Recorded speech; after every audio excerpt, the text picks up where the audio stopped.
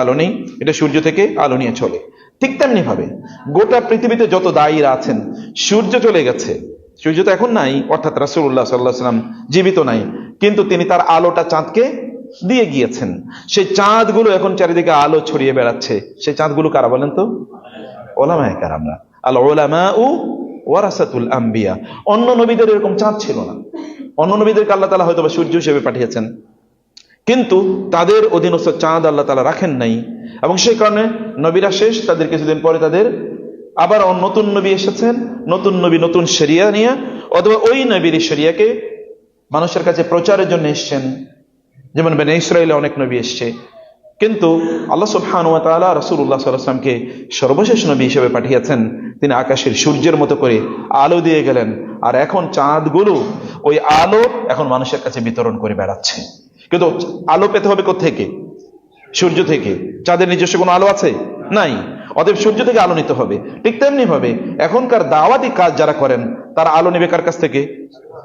রাসূলুল্লাহ সাল্লাল্লাহু আলাইহি ওয়াসাল্লামের কাছ থেকে। বুঝতে পারছেন তো?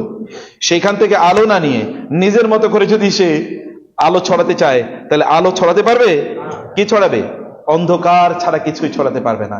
এই কারণে দাওয়াতি কাজ যাদেরকে করতে হবে, তাদেরকে অবশ্যই রাসূলুল্লাহ সাল্লাল্লাহু আলাইহি ওয়াসাল্লাম এর কাছ থেকে পলিসি পদ্ধতি নিয়ে তাকে দাওয়াতি কাজ করতে হবে। এবং আল্লাহ সুবহানাহু ওয়া তাআলা কোরআনে দাওয়াতি কাজ করা এটি মানুষের জন্য বাধ্যতামূলক করে দিয়েছেন, ফরজ করে দিয়েছেন, মানুষের ব্যক্তি লেভেল অনুসারে। এটি ওয়ালতাকুম মিনকুম উম্মাতুন ইয়াদউনা ইলাল খায়রি ওয়া ইয়া'মুরুনা বিল মা'রুফি ওয়া ইয়ানহাউনা আনিল মুনকার ফালাউলা নাফারা মিন কুল্লি ফিরকাতিন মিনহুম তা'iফাতুন লিয়াতাফাক্কাহু ফিদ-দীনি ওয়া লিয়ুনযিরু কওমাহুম ইযা রাজাউ ইলাইহিম লাআল্লাহুম ইয়াহদারুন। আল্লাহ তাআলা বলেছেন, মুমিনদের মধ্যকার একটি দল, তারা স্পেশালাইজড দাওয়াতি ট্রেনিং অথবা দাওয়াতি জ্ঞান অর্জন করে তারপরে তারা দাওয়াতি কাজ করবে। এটা একটা গ্রুপ, তারা স্পেশালাইজড, তারা দ্বীনের গভীর জ্ঞান অর্জন করেছে। লিয়াতাফাক্কাহু ফিদ-দীন, so that they have earned deeper knowledge of Islam. এবং ওয়ালিয়ুনযিরু কওমাহুম ইযা রাজাউ ইলাইহিম, যখন তারা they will come back to their people, যখন তারা তাদের লোকদের কাছে ফিরে আসবে, তখন তারা কি করবে? তাদেরকে সতর্ক করবে। কারণ আল্লাহ সুবহানাহু ওয়া তাআলা রাসূলুল্লাহ সাল্লাল্লাহু আলাইহি ওয়াসাল্লামকে লিয়াকুনা লিল আলামিনা নাযীরা, তিনি নাযীর হিসেবে পাঠিয়েছেন, বাশীরা ওয়া নাযীরা। রাসূলুল্লাহ সাল্লাল্লাহু কেবল সুসংবাদ দেন না, মোটিভেশনাল স্পিকারদের মতো আপনাকে মোটিভেশন দিয়ে গেছে। মোটিভেশন বিশেষ করে ইয়াং জেনারেশন এখন মোটিভেশনের সাথে খুবই পরিচিত। অমুক মোটিভেশনাল স্পিকারের মোটিভেশন শুনে না তিনি খুবই মোটিভেটেড, বাসায় যেতে যেতে মোটিভেশন কি পাংচার হয়ে গেছে। আপনি যদি বেলুনের মধ্যে যদি বাতাস ঢোকান, হাওয়া ঢোকান, কিছুক্ষণ পরে হাওয়া চলে গেলে বেলুনের কোনো অস্তিত্ব খুঁজে পাওয়া যাবে?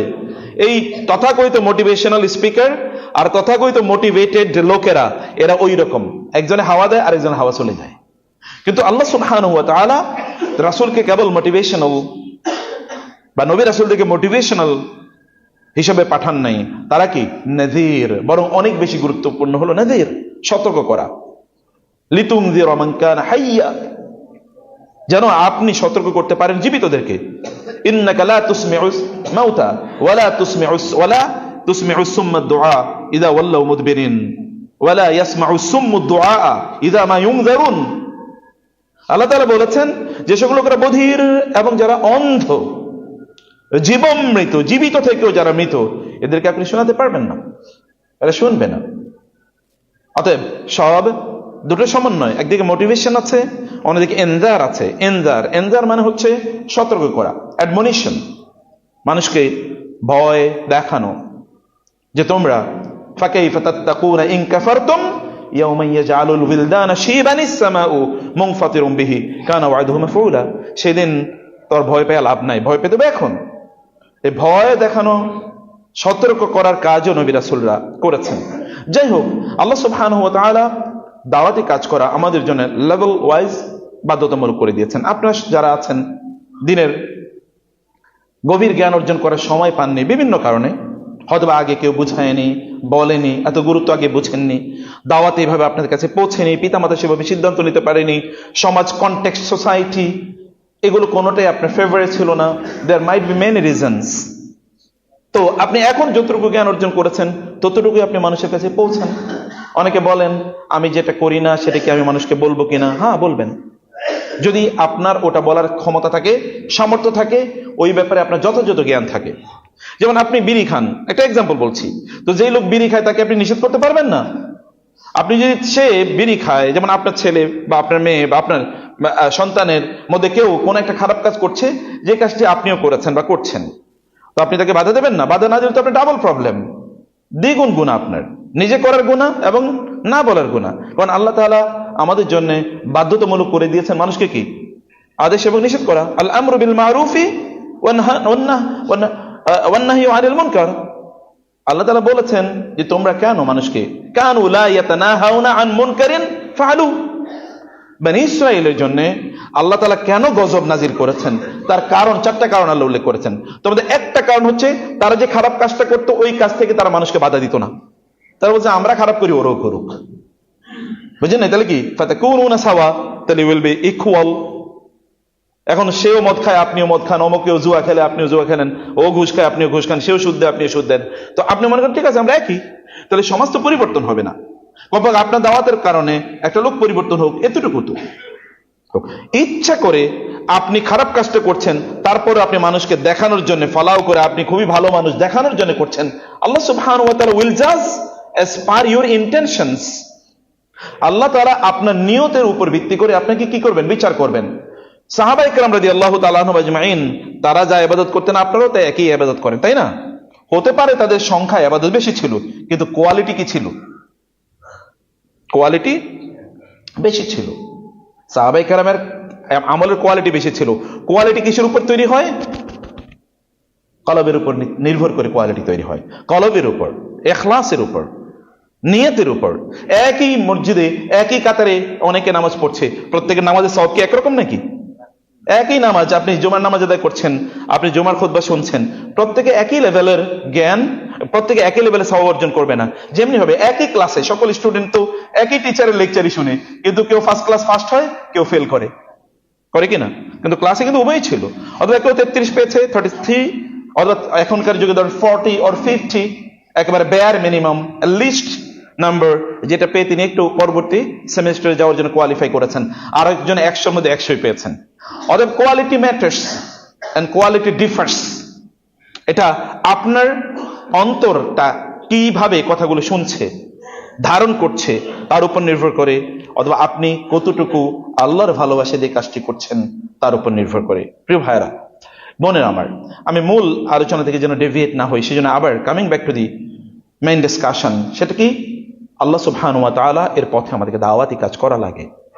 কেবল দাওয়াতি কাজ এটা আলেমদের জন্য ছেড়ে দেবেন না, আপনাদেরকেও দাওয়াতি কাজ করতে হবে। আপনার পরিচয় আপনি করবেন, আপনার অধীনস্থ যারা আছে তাদেরকে আপনি যতটুকু ভালো সত্য জানেন ততটুকু আপনি বলবেন। আল্লাহ রাসূল সাল্লাল্লাহু আলাইহি ওয়াসাল্লাম বলেছেন, কুল্লুকুম রাইন ওয়া কুল্লুকুম মাসউলুন আন রাইয়াতিহি। তোমরা প্রত্যেকেই দায়িত্বশীল, তোমাদের অধীনস্থদের ব্যাপারে তোমাদেরকে জিজ্ঞাসা করা হবে। ইন্নাল্লাহা সাইলুন কুল্লা রাইন আম্মা ইস্তারআহু আহাফিজা আম দাইয়া। আল্লাহ তাআলা প্রত্যেক দায়িত্বশীলকে তার অধীনস্থদের ব্যাপারে জিজ্ঞেস করবেন, তুমি কি তাদের সৎ বা সঠিক পথে পরিচালিত করেছো নাকি করনি, নাকি তাদেরকে ধ্বংস করে দিয়েছো? আহাফিজা, তাদেরকে প্রেস্টাইন প্রিয়রিটির উপর রেখেছে। অর্থাৎ তারা আল্লাহ সুবহানাহু ওয়া তাআলা এর পক্ষ থেকে এই পৃথিবীতে আসার পর যেই রকম নিষ্পাপ আকারে এসেছিল, পাপমুক্ত আকারে এসেছিল, এরকম পাপমুক্ত তাদেরকে রাখার জন্য আপনার প্রচেষ্টা কি ছিল? নাকি আপনি তাদেরকে পাপমুক্ত রাখার কোনো প্রচেষ্টা ছিল না আপনার, বরং আপনি পাপের মধ্যে যেন তারা আরো জড়িয়ে পড়ে এরকম অবস্থা আপনি তৈরি করে দিয়েছেন। That is to be also a matter of question. এবং এই কারণে আপনি যে প্রতিষ্ঠান চালান, আপনি যে পরিবার চালান, আপনি যে পরিবেশে থাকেন, যে প্রতিবেশী আপনি থাকেন, তাদের প্রতি as per your capability, as per your knowledge, আপনি তাদের মাঝে এ দাওয়াতি কাজ করে যাওয়া, এটা আপনার জন্য বাধ্যতামূলক। প্রিয় ভাইরা, আর সেই কারণে কারোর জন্য দাওয়াতি কাজ করা ফরজ, কিন্তু অন্যদের জন্য ফরজ না হলে তো সেকেন্ডারি, অব্লিগেটরি কমপক্ষে। আর এটা তো নবীদের কাজ, এর চেয়ে উত্তম কাজ আর কি হতে পারে? আপনার কারণে কোন একজন ব্যক্তি, এরকম অনেক হবে, কিয়ামতের দিন দেখা যাবে, সই একটা হাদিসে এসেছে, ইউজা ও বিকওমিন ইয়াওমাল কিয়ামাতে, কিয়ামতের দিন একদল লোকের নিয়ে আসা হবে এবং তাদেরকে জাহান্নামে নিক্ষেপ করা হবে। ফাতানদালিকু আকতাবুহু ফিন্নারি, অতএব তাদের একেবারে নারী বুড়িগুলো এগুলো জাহান্নামে একেবারে এরকম ফুটন্ত পানির মতো ফুটতে থাকবে, গোলে সব পড়ে যাবে। এবং তারা ওয়াতাদুর হাওলা রোহা কামা তাদুর আল হেমার, তারা হেমার গাধা যেমনি ভাবে তার ওই যে মানে এটা যেখানে তার মাড়ায়, আপনারা দেখেছেন যেমন ধান মাড়ায়, তো এই যেই কেন্দ্র বিন্দুটাকে কেন্দ্র করে বা যে পিলারটাকে কেন্দ্র করে গাধা ঘুরতে থাকে অথবা গরুগুলো ঘুরতে থাকে, এইরকমই লোক ঘুরতে থাকবে। তখন লোকেরা চারপাশে একত্রিত হবে এবং বলবে, এই তুমি কি সেই লোক না যিনি আমাদেরকে ভালো কাজের কথা বলেছিলে এবং আমরা ভালো কাজ করেছি, আমরা তো জান্নাতে চলে গেছি, তুমি এখানে কেন? আমরা তো জান্নাতে, তুমি এখানে কেন? তখন সে লোক বলে, আহারে আমি তোমাদেরকে যে কাজের কথা বলেছি সেটা তোমরা করেছো, কিন্তু আমি তো সে কাজটা করি নাই। তোমাদেরকে দিনের দাওয়াত দিয়েছি, কিন্তু আমি তো দিন প্র্যাকটিস করিনি। বেসিক্যালি ইউরোপ আমেরিকা জুড়ে আপনি এরকম বহু লোকের দেখবেন যারা ইসলাম ধর্ম কোরআন শেখায় পর্যন্ত, হিন্দুরা বিশেষ করে ইহুদি এবং খ্রিস্টানরা, তারা কিন্তু মানুষকে কোরআন শেখায়, কোরআনের বড় এক্সপার্ট, বিশাল বিশাল কোরআনের তাফসির গ্রন্থ লিখেছে, কোরআনের ইনফোগ্রাফিক্স হিউজ গ্রন্থ লিখেছে, মুআজ্জামুল মুফারহাস, কিন্তু সে খ্রিস্টান, ইউনিভার্সিটির প্রফেসর খ্রিস্টান, কোরআনের মওজিজা সম্পর্কে সে আলোচনা করে। অসাধারণ, আপনি শুনলে বলবেন এর চেয়ে বড় তো আলেম পৃথিবীতে নাই, কিন্তু সে আলোচনা করে এরপরে গিয়ে মদ খেয়ে আইসা আবার বাকি অংশ ক্লাসে নিচ্ছে। বুঝেননি? সে মদের ব্যাপারেই বলে গেল যে মদ কিন্তু হারাম হারাম হারাম, এটা বলে গিয়ে এরপরে কি বলে, ঠিক আছে 10 মিনিটের ব্রেক, একটু মদ খেয়ে এসে বাকি ক্লাস নিচ্ছে। এরকম অসংখ্য হাজার হাজার আছে যারা এই প্রফেসর আছে, তারা এই সকল কোর্স তারা পড়ায়। মানে আমি এরা মুসলিম না, যেমন আর আমাদের দেশে তো এরকম আছে, আলেমদের মধ্যে আপনি দেখবেন বা দায়ীদের মধ্যেও তিনি হয়তো বা দাওয়াতি কাজ করছেন, সেটি তিনি করেন নাই, কাজ করেন না, কিন্তু আমরা বলছি যে তার নিয়ত থেকে তিনি করতে চাচ্ছেন কিন্তু করতে পারেন না। আল্লাহ সুবহানাহু ওয়া তাআলা নোজ লা ইউকাল্লিফুল্লাহু নাফসান ইল্লা উসআহা, আল্লাহ তো জানেন কার সামর্থ্য কতটুকু, তার উপর ভিত্তি করে আল্লাহ তাআলা তিনি বিচার করবেন। প্রিয় ভাইরা, আমি বলছিলাম যে আল্লাহ সুবহানাহু ওয়া তাআলা আমাদেরকে দাওয়াতি কাজ করতে বলেছেন, কিন্তু দাওয়াতি কাজের মধ্যে হিকমাকে কেন্দ্র করে দাওয়াতি কাজ যেন আমরা করি, সেটি আল্লাহ তাআলা বলেছেন কোরআনে। সূরাতু আন-নাহল, আপনারা যদি কখনো সম্ভব হয় সূরাতুন নাহলটি আপনারা পড়বেন, আজকে বাসায় গিয়ে পড়বেন, অনুবাদটা কমপক্ষে পড়বেন। সূরাতুন নাহলে আল্লাহ সুবহানাহু ওয়া তাআলা তিনি আমরা যেন দাওয়াতি কাজ করি সেজন্য আল্লাহ তাআলা বলেছেন, উদউ ইলা সাবিলি রাব্বিকা বিল হিকমাতি ওয়াল মাউইজাতিল হাসানাতি ওয়াজাদিলহুম বিল্লাতি হিয়া আহসান ইন্না রাব্বাকা হুয়া আ'লামু বিমান দাল্লা আন সাবিলিহি ওয়া হুয়া আ'লামু বিল মুহতাদিন। আল্লাহ তাআলা বলেছেন যে আপনি আল্লাহ তার রাসূলকে নির্দেশ প্রদান করছেন, উদউ আপনি ডাকুন, ইলা সাবিলি রাব্বিকা আপনার রবের পথে ডাকুন। কোন দিকে ডাকতে বলছে?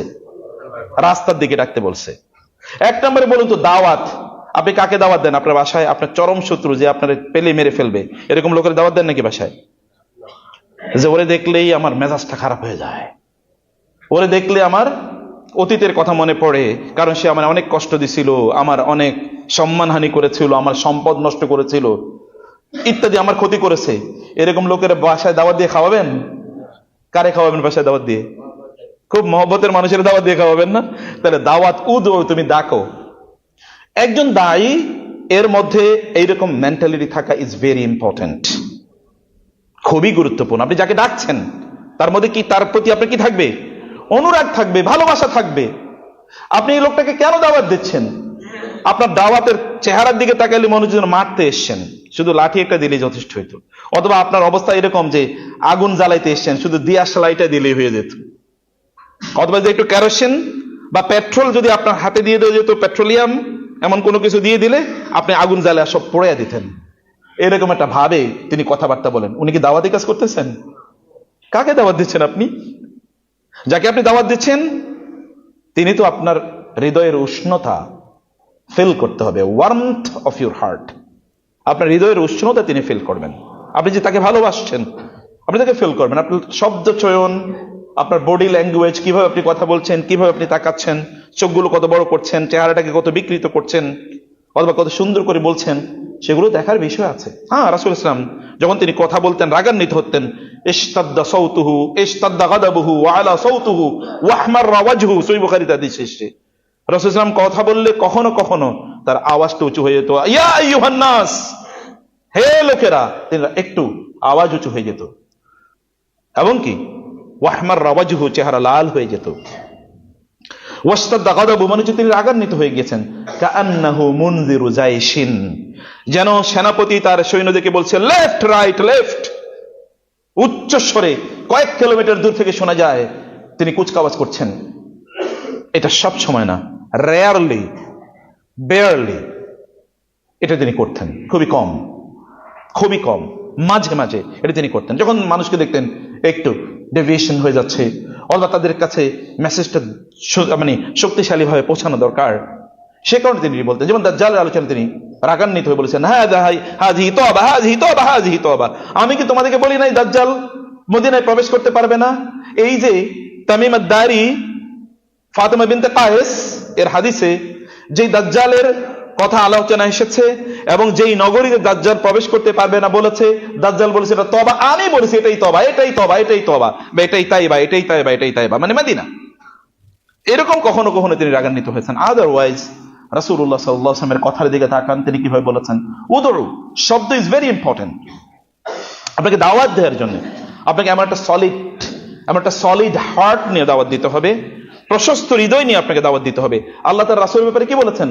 আলাম নাশরাহ লাকা সদরাক। ভালো করে শুনুন ভাইরা, এই যে বাসায় আপনারা, আমাদেরকে তো অনেকে এসে বলেন যে স্যার বাপ তো দিন মানে না, যখন কি করছি বাপের ত্যাগ করে চলে এসেছি, মারে দিনের কথা বলছি, দিন মানে না মা, এই কারণে মারে ত্যাগ করে চলে এসেছি, বউ দিন মানে না এই কারণে তার তালাক দিয়ে দিয়েছি, স্বামী দিন মানে না এই কারণে তার বাসা থেকে চলে এসেছি, বন্ধুরা দিন মানে না ওই জন্য ওদেরকে দেখতেই পারি না, আমি ওদের সাথে সম্পর্ক কাট করেছি।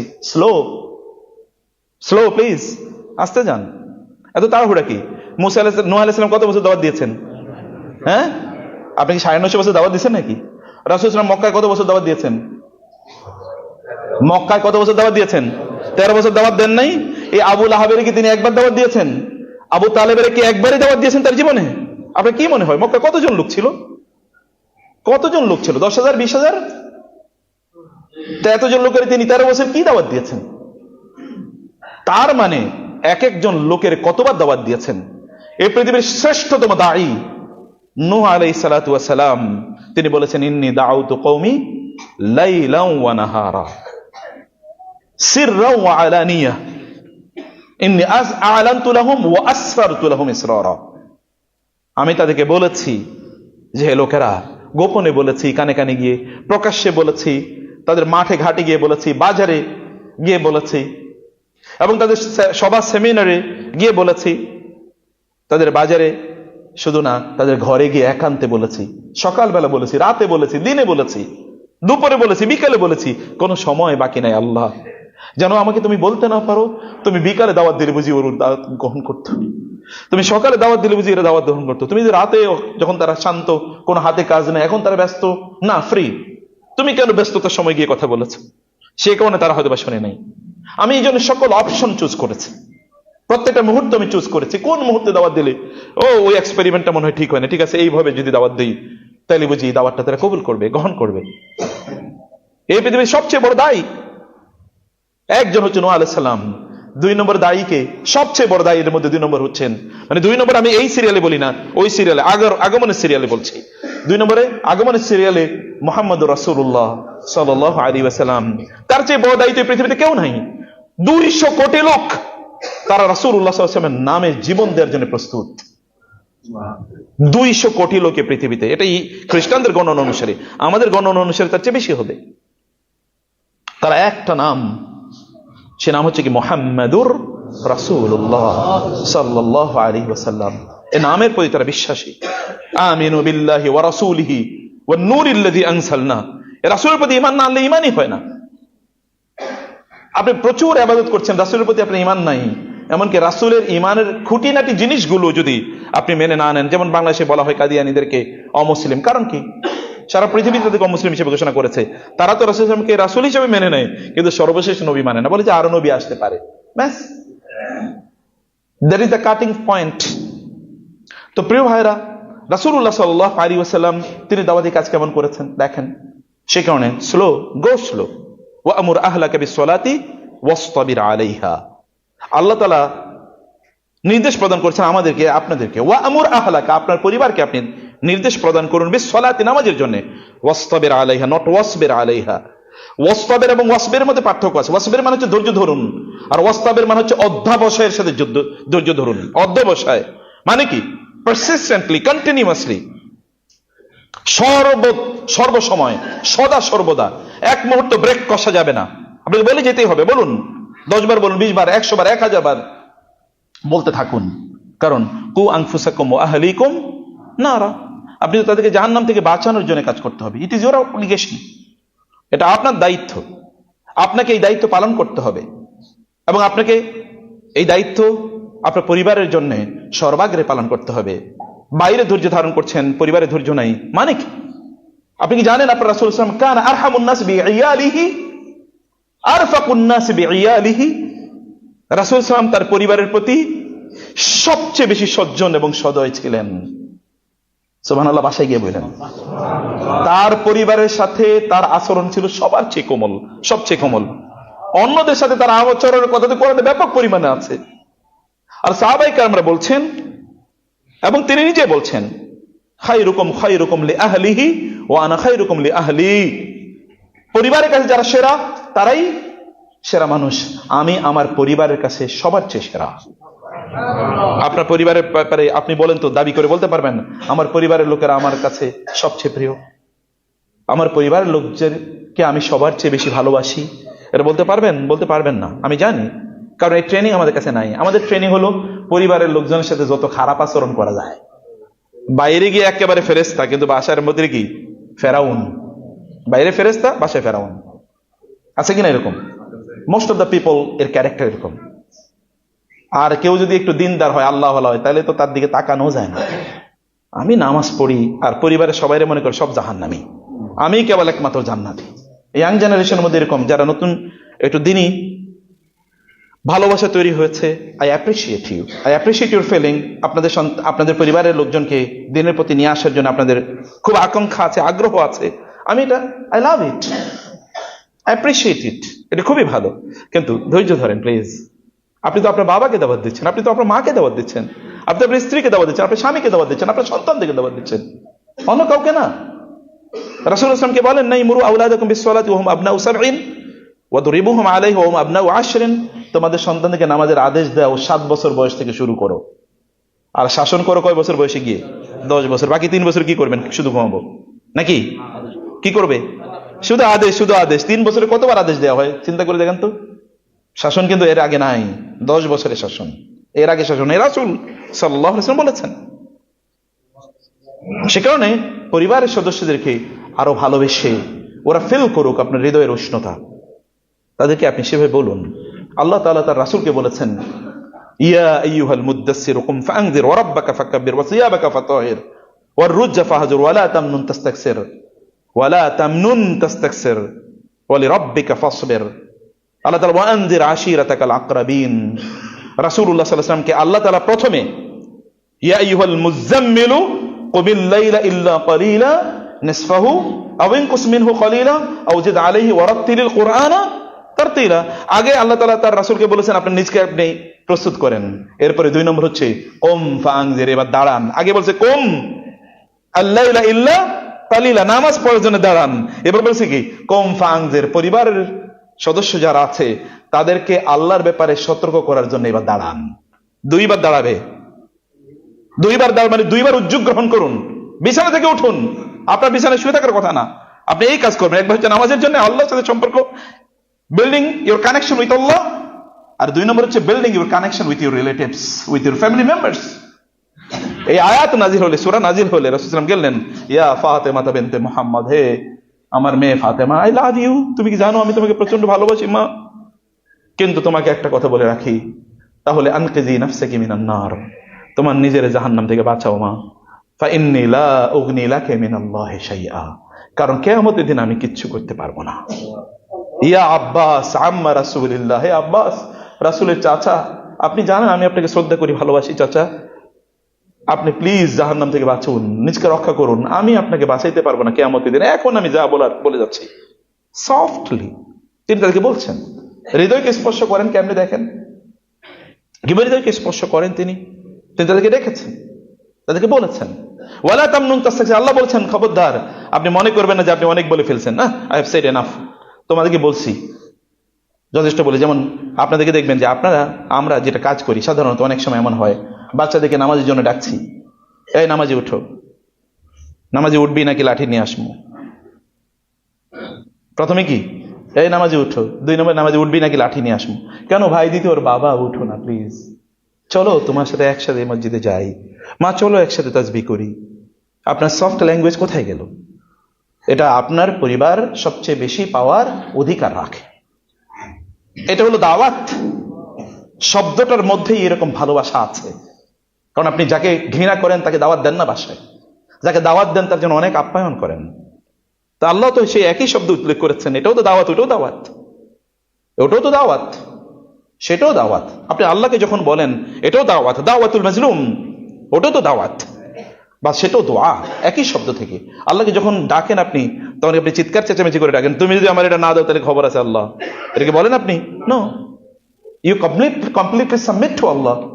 যখন ইয ক্বালা লাহু রাব্বুহু আসলিম ক্বালা আসলামতু লিরাব্বিল আলামিন, যখন ইব্রাহিমকে আল্লাহ বললেন ইব্রাহিম তুমি আত্মসমর্পণ করো, ইব্রাহিম আলাইহিস সালাম বললেন আসলামতু লিরাব্বিল আলামিন, জগৎ সমূহের রবের কাছে আমি আত্মসমর্পণ করলাম। কোনো পজ নাই, দেরি নাই, কোন পজ নাই, দেরি নাই।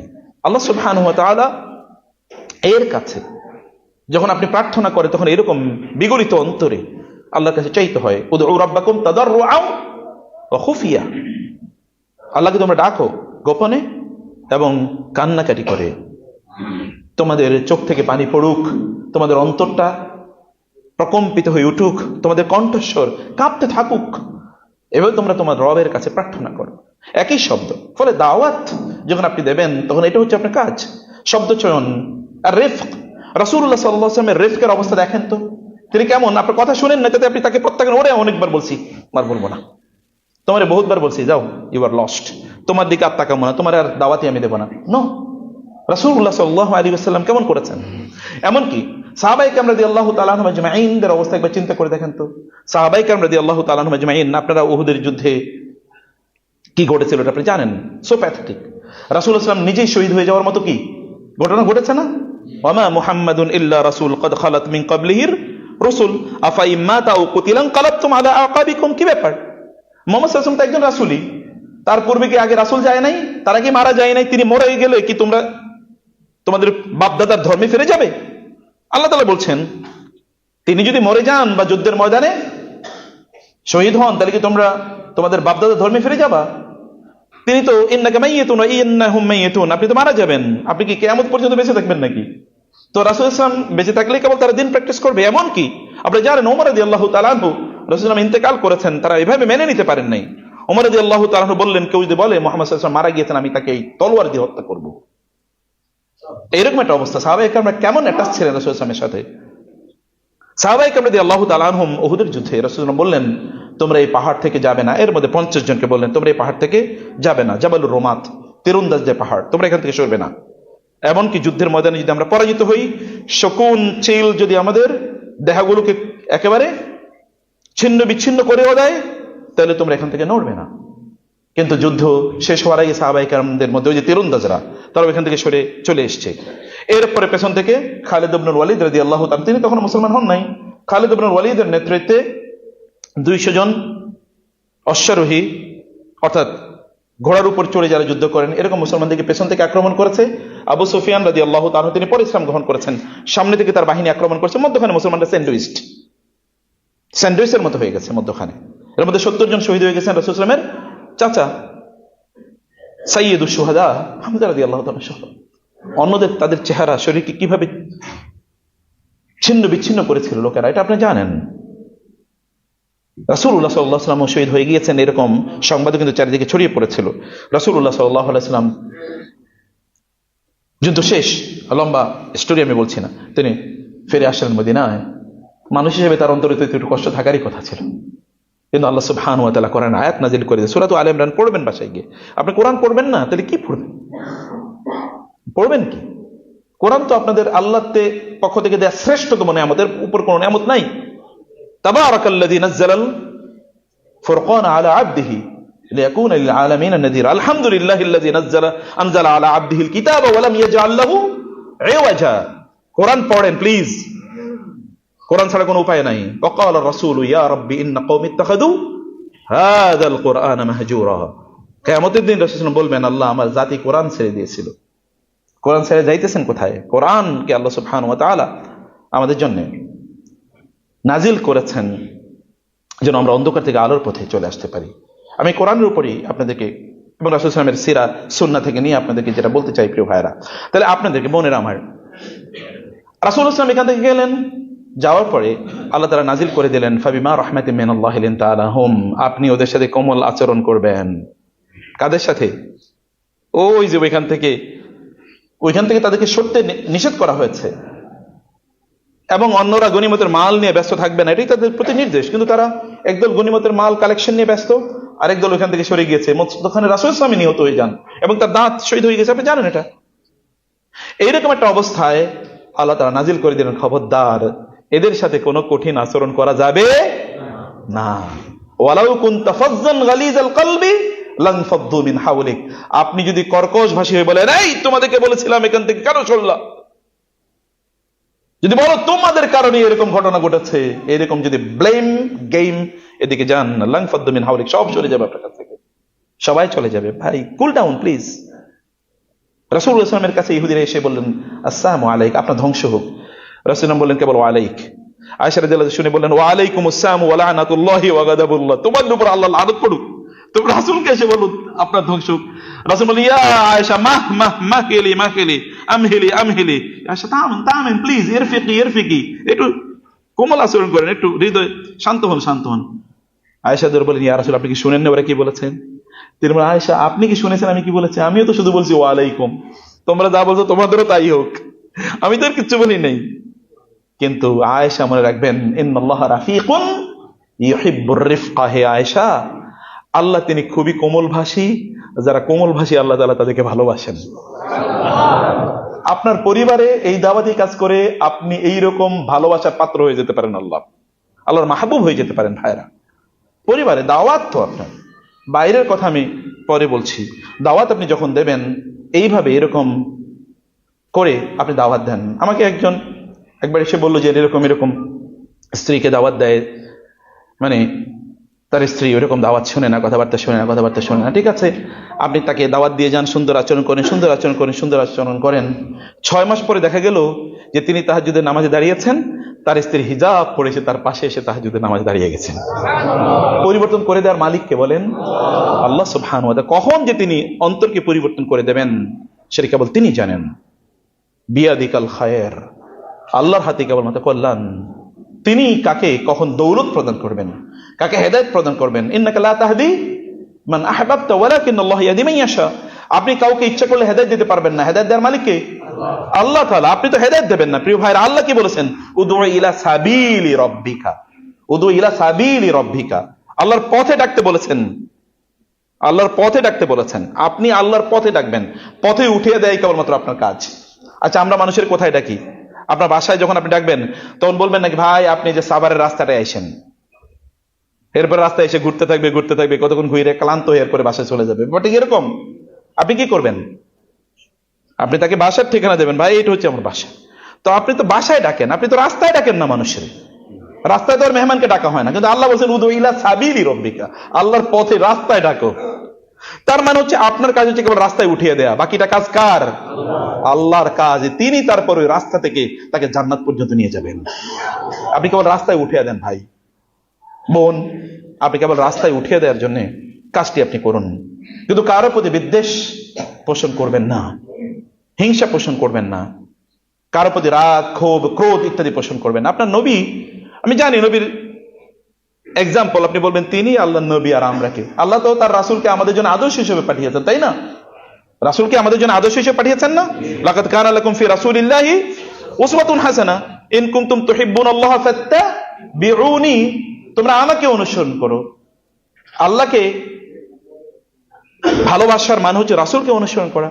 রাসূলকে অনুসরণ করা মানে হচ্ছে আল্লাহর আনুগত্য করা। অতএব রাসূলকে জন্য আল্লাহ তাআলা এমন চরিত্র দিয়েছেন যে চরিত্রটা অনুসরণযোগ্য। আপনারা বলেন তো রাসূলুল্লাহ সাল্লাল্লাহু আলাইহি ওয়াসাল্লাম যখন দাওয়াত দিতে গেলেন তায়েফে দাওয়াত দিতে যাওয়ার পর তায়েফে তার সাথে কি আচরণ করা হয়েছিল বলেন তো? এই আচরণের কোনো তুলনা আছে পৃথিবীতে? এরকম কোনো তুলনা নাই। এই লোকগুলো জানে ওনার চেয়ে ভালো মানুষ এই পৃথিবীতে একজনও নাই। এবং তাদের সার্ভিস তিনি 40 বছর দিয়েছেন। এবং এখনো যা বলছেন তাদেরকে বলছেন, ইয়া আইয়ুহান নাস কুলু লা ইলাহা ইল্লাল্লাহ তুফলিহুন। হে লোকেরা, আমি তো তোমাদেরকে বলি নাই যে আমি এখানকার সম্রাট হতে চাই, টাকা পয়সা তোমাদের কাছে চাই। আমি তো লা আসআলুকুম আলাইহি আজরা, আমি তোমাদের কাছে টাকা চাই না। নাকি আপনি তাদের কাছে, আল্লাহ বলছেন, নাকি আপনি তাদের কাছ থেকে টাকা চাচ্ছেন? ফাহুম মিন মাগরামিম মুসকালুন। এবং এই কারণে তারা মনে করছে এত টাকা দিয়ে একজন দায়ীরে আনমু। এখন তো দায়ীদেরকে টাকা দেওয়ার হয়, মানে কোন কোন দায়ী কেনার জন্য 4 লাখ 3 লাখ 2 লাখ 1 লাখ টাকাও দেয়া লাগে, আছে না? দায়ী আসবেন, 1 ঘন্টার আলোচনা করবেন, তাতে 1 লাখ টাকা দেওয়া লাগবে, 99,000 টাকা আগে দেওয়া লাগবে, 1,000 টাকা আসার দিন দেওয়া লাগবে। এরকম তো আছে। এটা তো ওনাদেরই দোষ না, আমাদেরও দোষ আছে। আমরাও তো তাদেরকে পছন্দ করি, সেলিব্রিটি, অথবা কতক্ষণ হাসাবে, কতক্ষণ কি গাওয়াবে, এইরকম বহুত কাহিনী। শেষ পর্যন্ত কি বলছেন, আজকে মজার ওয়াজ হয়েছে রে, মজার ওয়াজ। কি ওয়াজ হয়েছে তা তো মনে নাই, মজার ওয়াজ হয়েছে, আজকে একটা হাসির ওয়াজ হয়েছে। এটা কিয়ামতের আলামত না? ওয়াজ কি কোনোদিন হাসির হয় নাকি? আলোচনা কি হাসির হয়? কেমনে আলোচনা হাসির হয়?